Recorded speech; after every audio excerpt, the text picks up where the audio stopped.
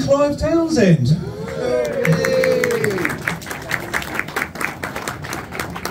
Is there anybody sneaking in at the back? Or is that it? I think we're all good. Good? Okay. Well, thanks for coming along to the latest talk with Mr. Townsend. Mr. Townsend. I'm sure all of you are big fans of one or two of his games in particular, but we're going to have a little chat about Clive's career in general, how he got started, how he created some of these amazing games, and also a little bit what he's been doing recently. So it's an absolute pleasure to sit next to Clive. Thank you for coming, Clive.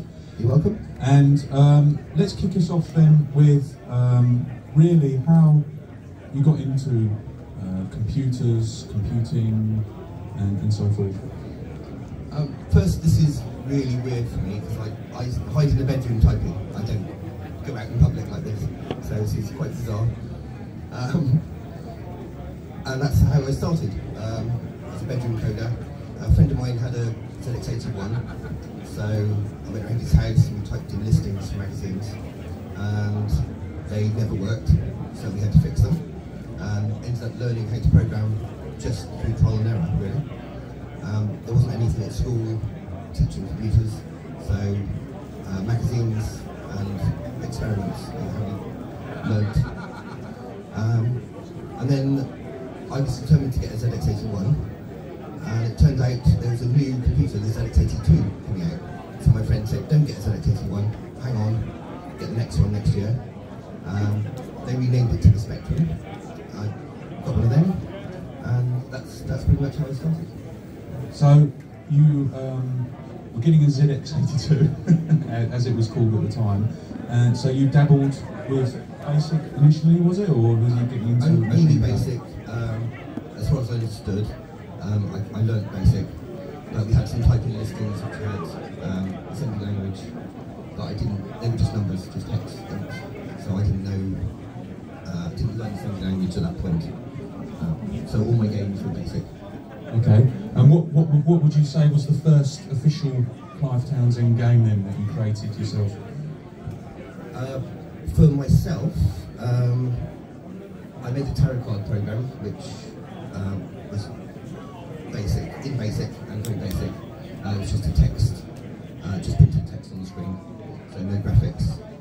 But because I was planning for Spectrum, I started making some graphics. And I knew they had 8 colours and made out of 8 by 8 squares. So I drew loads of pictures of tarot cards. And when I actually got the Spectrum, it was nothing like that at all. It was 2 colours per 8 by 8. So all my graphics were wasted. But they're on paper. And then I made some black and white monochrome versions of them. And the monochrome thing sort of stuck with me, even though it's a Spectrum. I ended up doing black characters on a black and something background. So the monochrome was perfect for ninja games, as luck would have it. As we'll find out, of course, yes. As we'll find out. So this led you, presumably, to getting the job at Durrell. What can you tell us about that? Sure. I made some games on the Speccy in BASIC, and they were okay, but a bit slow. A friend of mine worked in a computer shop, which was actually a camera shop, but computers were the new thing, so they started selling computers as well. So I spoke to him and said, will you sell my games? They said, we will, but there's actually a company in Taunton, like just around the corner, that sells games, so go and speak to them. So I went round to Durrell Software, which was basically a house next to a car park in the centre of town, but tucked away. So they didn't look like a computer company or a shop or anything. So I wouldn't have found them unless I'd been sent there. And I went and spoke to them and showed them my games, and they said, we like them, but they're too slow. I had some compiled BASIC ones, and they were good, they were fast. And they liked the graphics, but suggested I learn assembler. So I was still at school at this point, and they said, in the school holidays, come in and learn how other people make games and learn assembler. So I ended up going in there most of the school holidays. I was offered the chance to write a game called Harrier Attack. So I went home, started writing it, bits of machine code, mostly basic. I had a basic, like a scrolling system working. It took me a few hours, like 10 hours or something. At which point my mum decided I was playing on the computer too much, so she turned off the power in the house. And I didn't make Harrier Attack, and it went on to sell 250,000 units, and thanks Mum. That was like the equivalent back then of turning off the internet, wasn't it? Turn off the power. It was. And we got a 50p royalty for each tape, so that's 125 grand. Later on, after Saboteur, I bought a house, and my house was 26 grand. So that's like, Mum, you've just lost me 5 houses. So, would that was the Spectrum version of Harrier Attack, wasn't it? Yep. Okay, so in the end that was converted by Mike Richardson, I think. Yeah. So that brings me on to my next question. Did you get to meet Mike and the other employees at Durrell? Yeah, I assume you asked me about Death Pit in a minute. There were a few people who worked in the office. Mike Richardson mostly worked at home. I think he and his wife worked on the games together, so his wife did lots of graphics. But he was still in the office here and there. There were different programmers on Death Pit. So there was an old, sedate, sort of, hippie programmer who was making the BBC Micro version.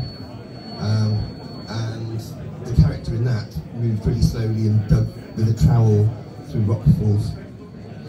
Then there was another programmer who was tall and thin, and his character was really lanky and jumped around and did lots of things. So each of the programmers had their own influence on the type of game for each platform. I don't know if you've got any. That's the Specky version. So I tried to make my character a bit like the BBC Micro guy, but a bit more nimble. This was one of the first assembly programs I wrote, so it's slow in places, especially if there's lots of things on the screen. But I learned techniques such as, instead of removing a graphic and redrawing it, I would take a copy of the screen and then do that in a buffer, and then draw that to the screen to eliminate the flicker. But I was still learning, so there's loads of things, like when the character walks over ladders, well, and the enemies as well, they're exclusive Ordon, so I wasn't masking them properly. But when he goes up and down ladders, the graphic for him climbing has all the rungs removed, so it sort of works. What happened with Death Pit? Because it was unreleased, wasn't it? There were rumours that it was sold to Elite, but I don't think that actually happened. So for years it was just abandoned. My title screen was used for the Amstrad version. There were no cross-platform development in those days. Everyone just made their own version. So only my title screen was used until recently. Monument Microgames released Doom Pit.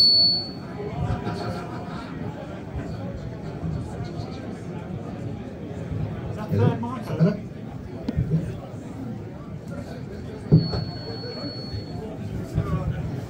Is you have a microphone on?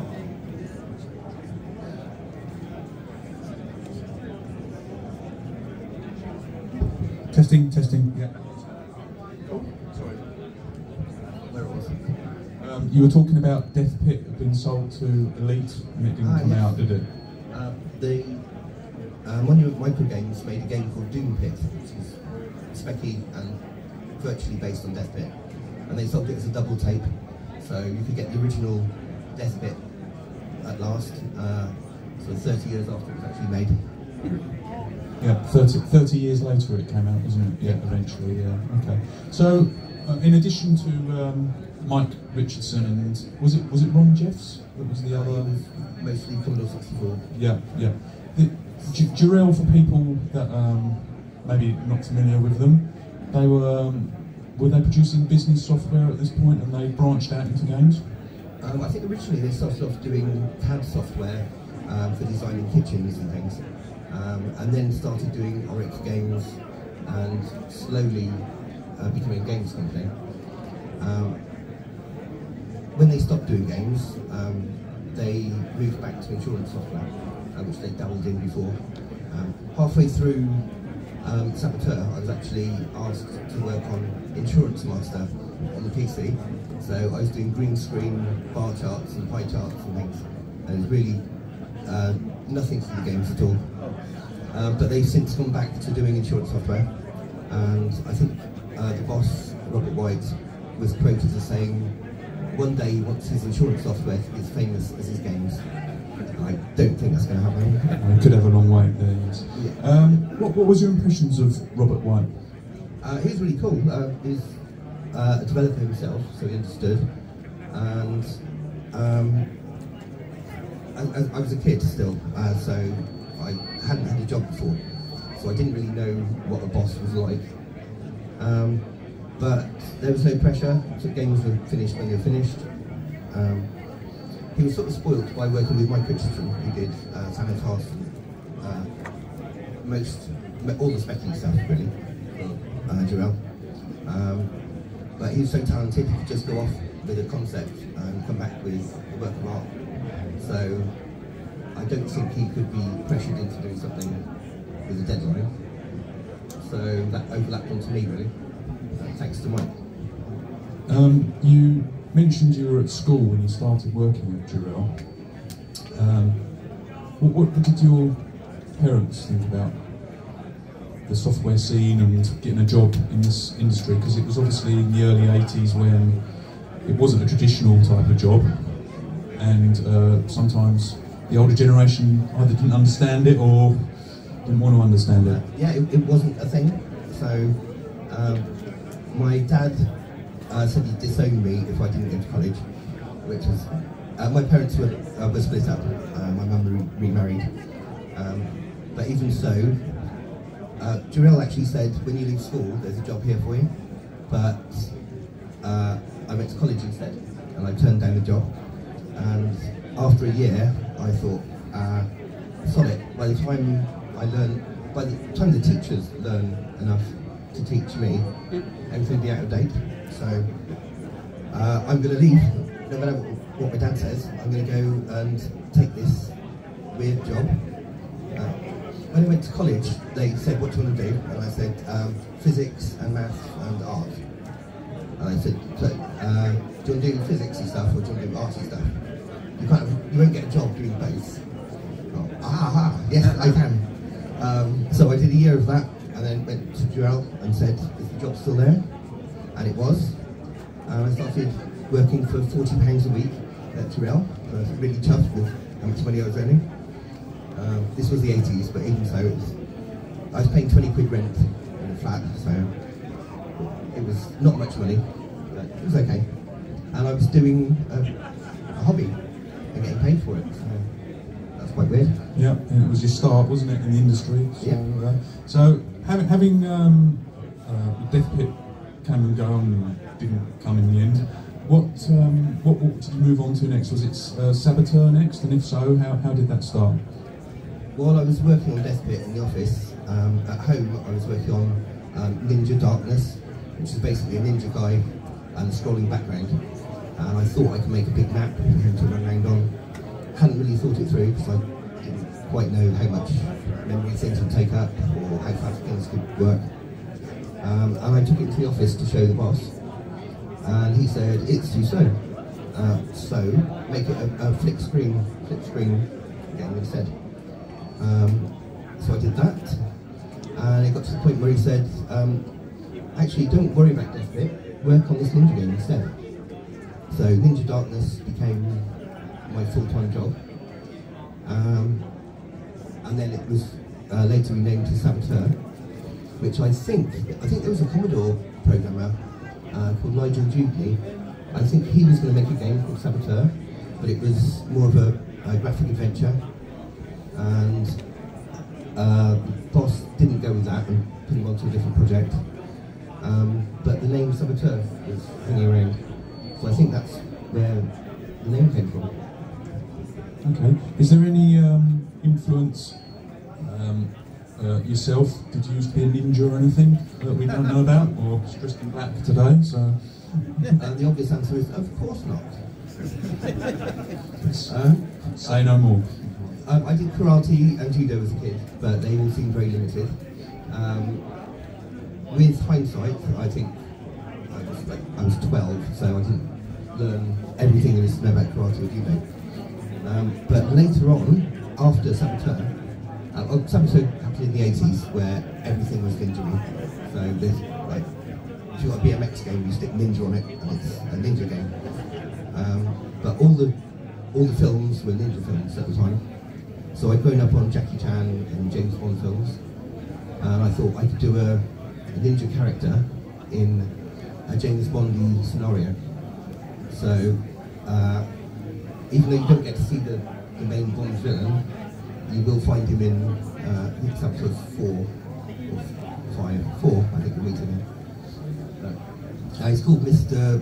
Verdi, which means green, and his company is called Viridis, which means green. He's actually, the main bad guy is based on an old boss of mine called Stuart Green. There's lots of hints and Easter eggs hinting towards that. Where was I? What was I babbling about? That's okay, don't worry, don't worry. We were talking about the inspiration and your karate yes. and growing up. So. After Saboteur, a ninja group appeared in Yeovil, which is a few miles down the road from Taunton. So I ended up going there. Then a group appeared in Taunton, and I ended up working with them, or training with them.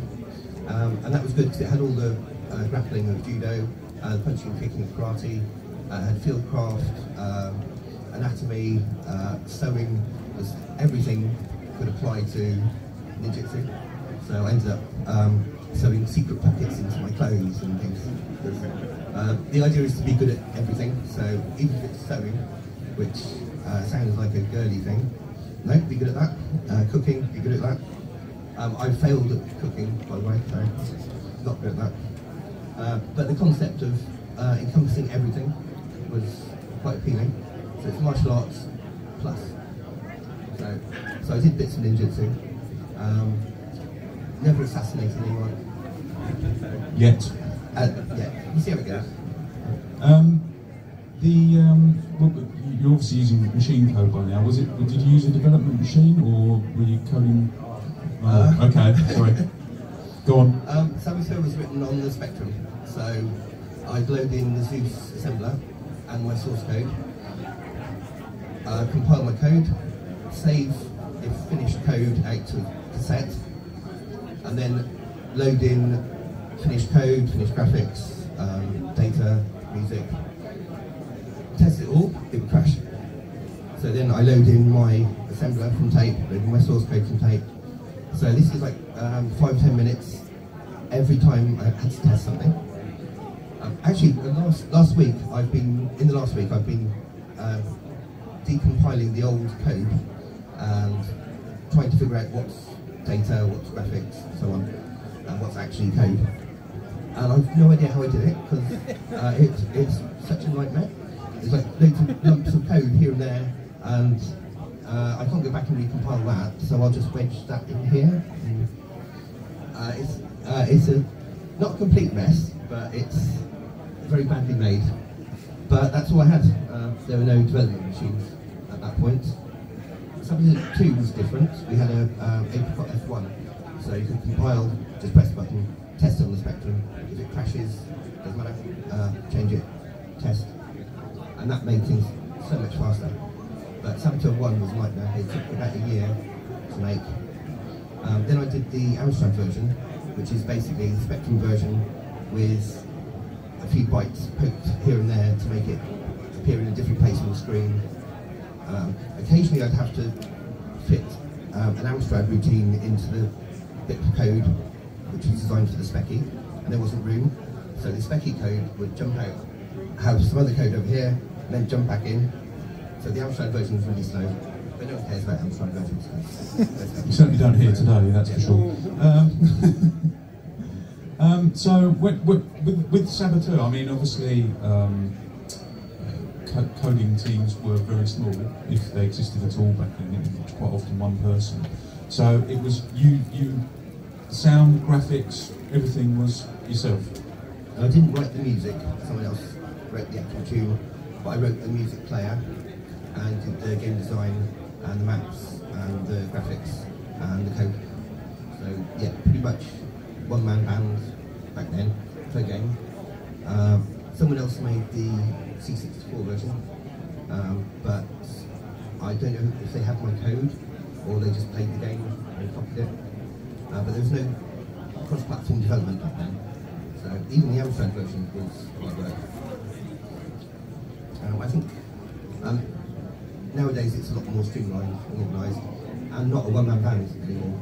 So if I had a job today in games, I'd probably be the guy who puts boxes in rivers, and that'd be a full-time job. That sounds quite thrilling, the river box guy. Yeah. Did you ever think that you'd, because obviously Saboteur is quite a complex, large game, did you ever feel you'd bitten off more than you could chew? Again, this was the first completed game I've made, and in assembly, so I had no idea how much memory things would take. So I had great plans for massive buildings and all sorts, and metal detectors, and loads of stuff didn't happen because I just ran out of room. But fortunately, I put the beginning boat sequence and the helicopter sequence in, and then I could just fill up the middle, so I knew I had a beginning and an end. And it was sort of organic process. I just kept adding things as much as I could until I ran out of room. So, and the reason you can only have one item and you start with one shuriken is because the metal detectors would have triggered. So you have to use that and then pick up bricks and so on. But the metal detectors never happened. But the one item was in there already. Shurikens were banned then, or did you not take any notice of that? I don't know how local people are, but Western Supermare is near me, and there was a supermarket that sold shuriken and nunchucks and everything, so we used to pop up there every now and again. Frowned upon, but not banned. Pints of milk and a shuriken, please. Yeah, perfectly normal. I always found it a bit strange that in a lot of British games, after shurikens had been banned, they'd replace them with darts or something, or swords, which are a lot safer, of course, aren't they? And darts are really hard to get hold of. You mentioned a couple of things there that you had missed out. Is there anything else that you can think of, or did you perhaps save for the sequel?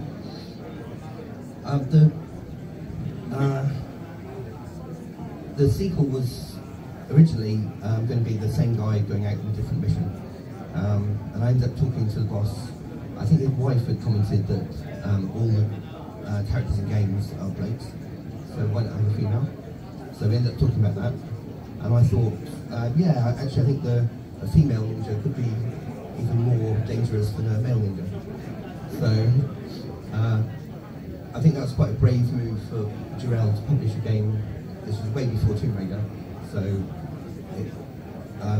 you assume it's going to be a teenage boy sat at home playing games. So would he want to play the character of a woman? But they did it anyway. So. I understand from talking to Robert White once that Mrs. White had a bit of influence on the decision where Jirel's games went for a while. For example, she wasn't very happy about the violence in some of them, so one of their games, Scuba Dive, was made without any weapons in it as well. Yes, that's true. Yeah, it was more of a sort of a Frogger game, so you dodge things and you can't be active. But then Saboteur 2 had robots, so you can kick them and do what you want to them. So it doesn't matter. Saboteur 1 had dogs. Yes, I was going to get to that. Yeah. Don't you like dogs? I mean, lovely little dog. Little yeah. panther there. In the instructions it says you get no points, so why do it? I didn't write that, Robert White wrote that. But some of my friends have said, we just do it for fun. Because we don't get money, we just throw bricks at them for fun. My girlfriend calls it stroking them with the sleepy brick. So they're not necessarily dead, they're just Sleeping. Permanently. And due to memory limitations, I didn't have enough room to store the direction that the dog was going. So when you go onto the screen, the dog starts running and comes to get you. If you go off the screen and come back, he might be running the other way, but it doesn't matter. Unless he's dead. And then you go off and you come back and he's turned around again. So I had to make him into like a bearskin rug. So because he's symmetrical, it doesn't matter if I remember which way around he's facing. So that's why he's got an undignified dead dog, sleeping dog face. Sleeping. Obviously, with a lot of these games back in the 80s, the plot and everything that went on is kind of a bit of an afterthought. Was that the case with Saboteur? Because you've got this disc you have to recover and so forth. I played a lot of games where they're action, like spaceship and stuff's happening, but attacked on plot. And I played The Hobbit, which had loads of plot, but graphically wasn't very active. So I wanted to tell us, I wanted a story, but an action story, like watching a Jackie Chan film or something. But I also wanted the James Bond plot, so I wanted some bad guys, or a bad guy, who was doing stuff, and you could learn about it. Again, because it was cut short, you have a bit of a story, so you have a mission, but it wasn't until the remakes I could add more, explain more about who this bad guy is. Saboteur 2 had a bit more greenery in the backgrounds, because Mr. Green was having his offices decorated in a bit of green. But other than that, you didn't, again, find out much otherwise. Apart from a few differences, the two games are quite similar. So was there a lot of shared code between them? Initially, yeah. I basically took Saboteur and took bits apart. But again, I didn't have much code, so I had loads of scraps of code, so I had to recreate much of it. But I learnt techniques for compressing things into memory better. Some things I didn't do very well, like flipping graphics, I did it real time, so every byte I drew, I went off and looked up on the table and then came back. So it slowed down the whole drawing process. And with hindsight, I could have done that a lot more neatly. And in fact, I plan to. I'm going to take apart Saboteur and remake it and fix specking, and do the same with Saboteur 2. Someone's done a sort of remade speed-up version where they've used some tricks. They've taken the music out and used some tricks to make it faster. But I think if I can get the original source code back and recreate that, then I can do it with music and faster. So it'll be a lot smoother. I think that'll be excellent, Clive. I think we'd all love to see that for sure. The actual source code of Saboteur has never existed in one place until about in 2 weeks' time. I've almost done it.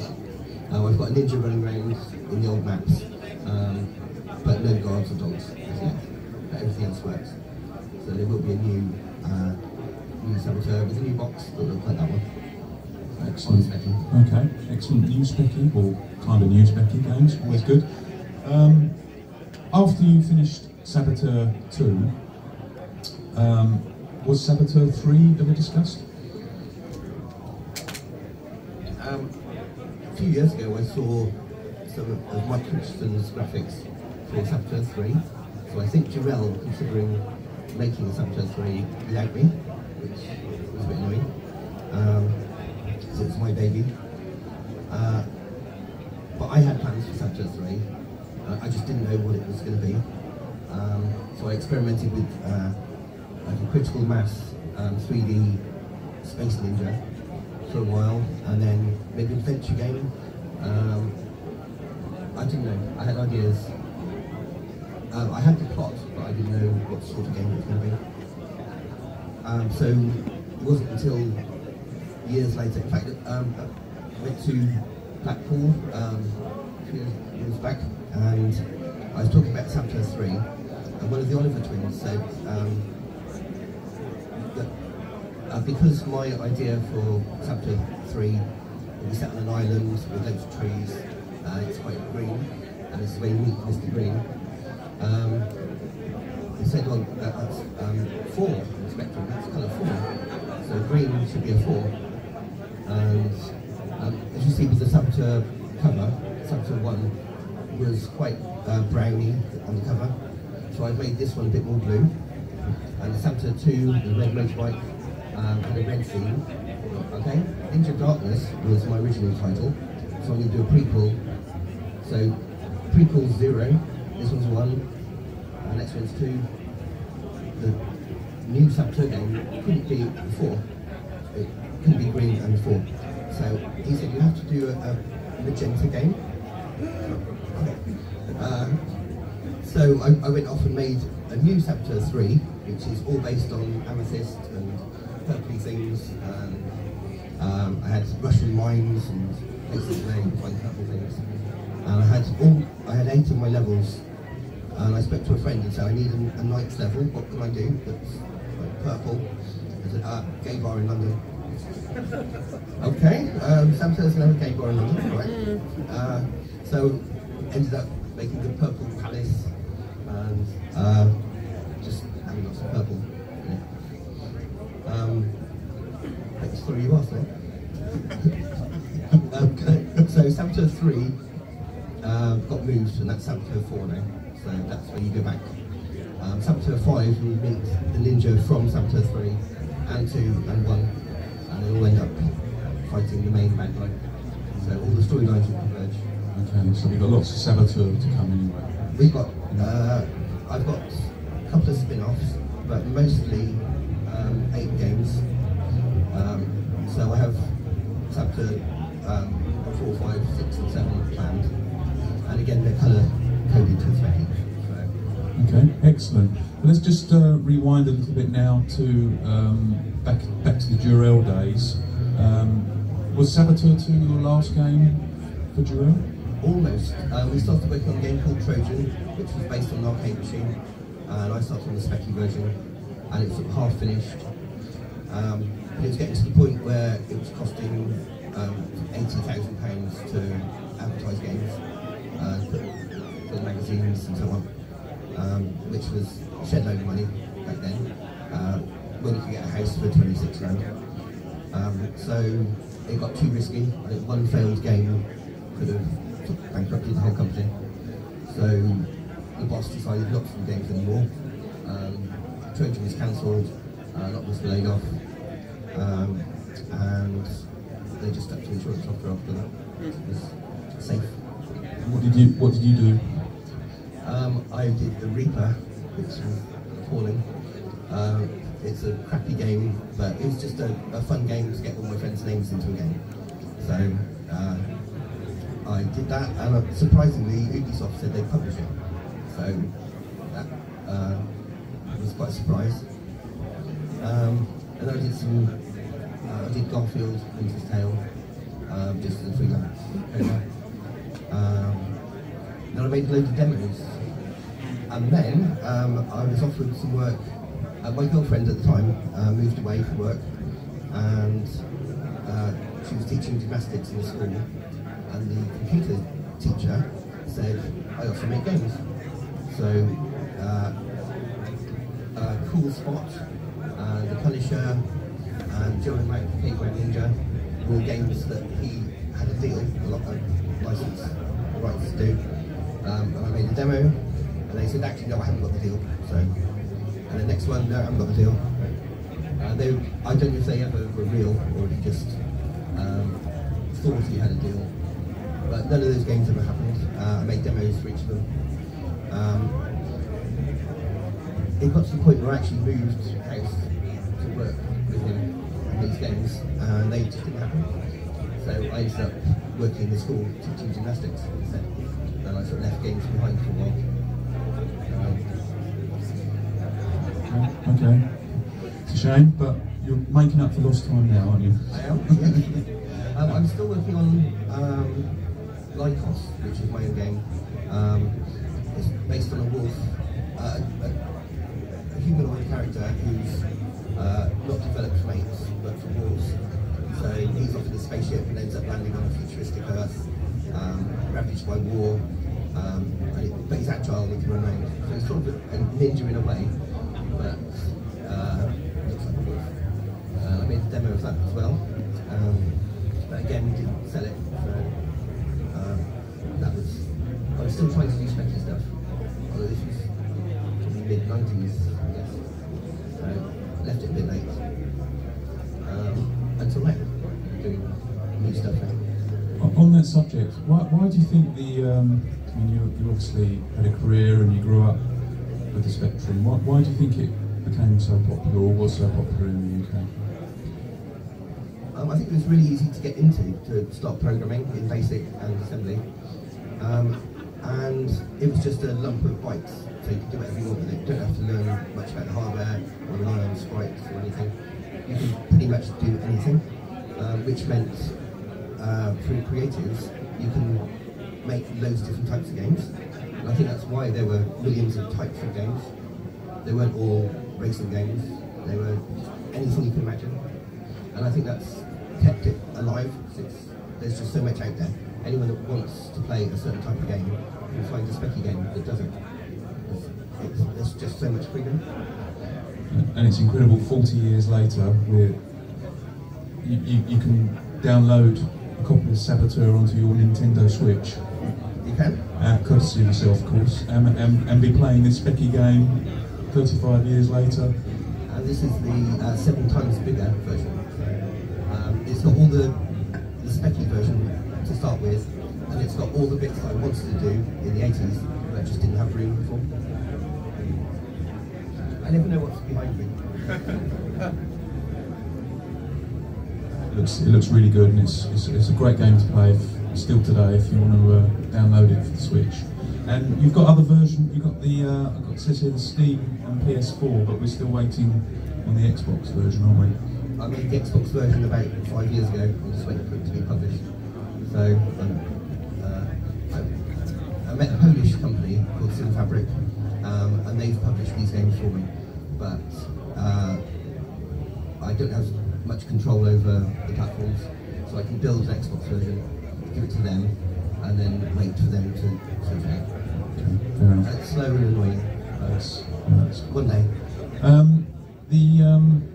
I just want to, before we open up the floor, see if anyone's got any questions for you, Clive. I just want to check on the recent Spectrum games that you've done, because you've done games such as Saboteur, Deep Cover, and you've moved into text adventures a little bit. So can you tell us a bit about why you've done that? Part of the reason I'm sat here in front of people talking is because Andy Remick wanted to make a film and came to meet me and got me chatting on camera, and it really it's not my thing, so this is weird, but ended up talking to him, and I offered to do some title screens for the film in a specky styling. Then ended up making loading screens for him for some of his text adventure games, and then talking more about a potential Saboteur text adventure. And I've never written a parser for a text adventure, but always had ideas that I thought would work. So Saboteur Deep Cover was born. It's based on the Saboteur 2 world, and if you map it out, it will match Saboteur 2 maps. But it's a text adventure, so that was like my first specky game. But again, down to Andy Remick, leading me sort of step by step through helping with his adventures and doing graphics, and gradually getting back into the specky world. So when I said about 8 Saboteur games, there are a couple of spin-offs. So I've got one called Albi, which is based on an albino dog-cat creature. And the ninja in Saboteur 3, the purple game, ends up on an alien planet with this dog-cat thing. and that'll be a Specky game. That'll be a spin-off, and there might be a couple of other spin-offs. Been talking to people from Portugal, so one of them wants to make a Portuguese Saboteur game, so that might happen as well on the Specky. Yeah, I think there's going to be lots more Specky games. Sounds like it, yes. And on behalf of everyone, thank you, Clive, for giving us these games, because growing up playing games like Saboteur, where it's just incredible what you managed to squeeze into a Spectrum 48K, and absolutely legendary, and it's brilliant to hear about these games still being produced and updated today. So thank you, Clive. It's amazing that people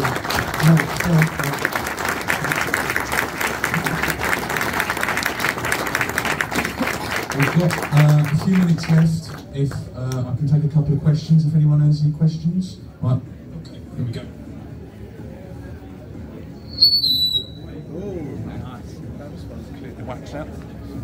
Clive, on your Switch version you do an excellent ZX81 mode, which you can pick up, ZX81 VR mode.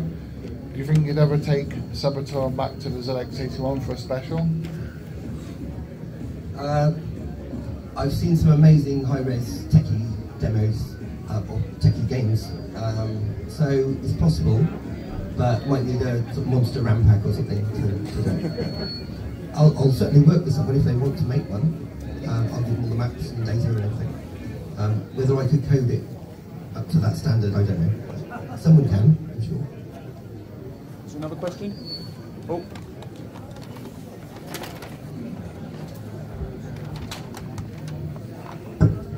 Thank you very much.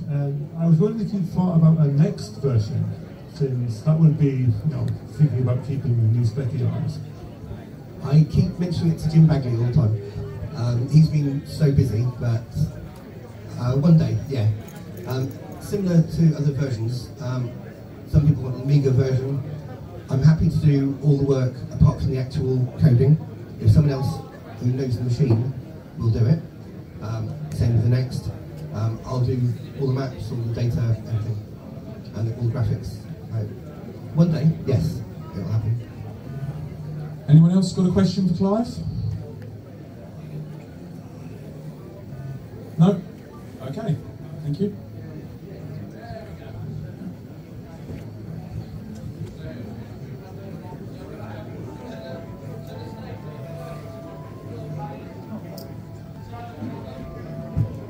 Thank you, everyone. We're going to have a short session now where Clive's available